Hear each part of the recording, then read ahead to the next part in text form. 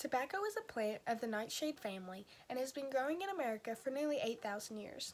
Tobacco contains nicotine, an ingredient that can lead to addiction. Nicotine was originally isolated from the tobacco plant in 1828 by chemist William Postle. Nicotine occurs naturally in tobacco plants and is thought to be as addictive as heroin or cocaine. There are a variety of tobacco products, but smoking is the most common way people indulge in tobacco and feed their nicotine addiction. In order to understand nicotine fully, we must look at its most common used product, its long-term effects, and its short-term effects that many people do not think about.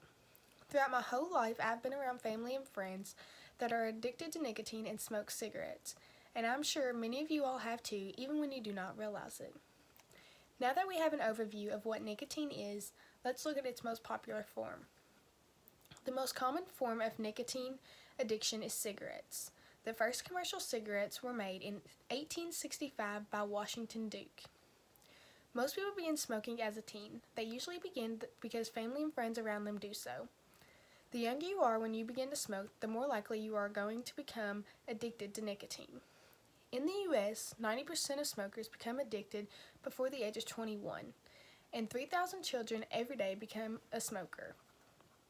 The average amount of nicotine in one cigarette is 12 to 18 milligrams, but only about 1 to 2 milligrams enters the user's system. The amount a smoker actually takes in depends on how they smoke, how many puffs they take, and how much they inhale. Cigarette smoking is the leading preventable cause of disease and death in the U.S., being responsible for 440,000 deaths, which is 20% of all deaths each year. With cigarettes being the most popular form of nicotine addiction, it comes with many effects on the abuser. Many people do not think about the short-term effects smoking can have. The abuser and the people around the smoker can notice the effects on the person, but there is also some you cannot notice. Nicotine quickly spreads throughout the body. Only 10 seconds after a smoker inhales, nicotine is absorbed. When nicotine is inhaled, it travels through the bloodstream to the brain and stimulates adrenaline. Adrenaline stimulates the central nervous system and increases blood pressure, heart rate, and breathing. After nicotine rush is gone and the adrenaline decreases, the effects will go back to normal. The abuse of nicotine has immediate effects on the oral cavity. This causes bad breath and the staining of teeth. In some cases, it may lead to oral cancer. Nicotine causes bad breath from all the chemicals in cigarettes and making the smoker's mouth dry, which causes more odor. When inhaling, the substances in the smoker sticks to the user's teeth and causes brown and yellow staining. Even though there is not life-threatening, nicotine can affect the user's skin. Nicotine causes wrinkles, skin coloration, and premature aging. Cigarette smoke stains the hair, nails, hands, and skin also.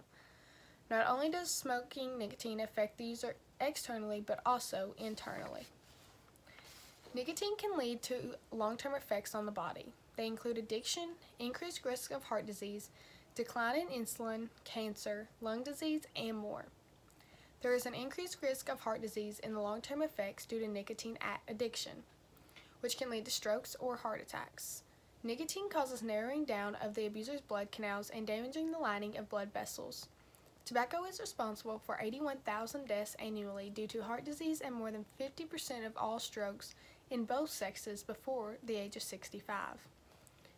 Nicotine leads to the decreasing of insulin secretion. Normally, when glucose levels rise because of food intake, insulin comes in by reducing glucose levels. In smokers, this is not the case. Insulin is actually released in less quantity. When there is a reduction of insulin, there is an increased risk of developing metabolic syndrome, type 2 diabetes, cardiovascular disease, and heart disease.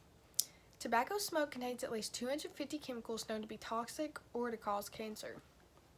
Smoking is responsible for 124,000 deaths each year due to lung cancer.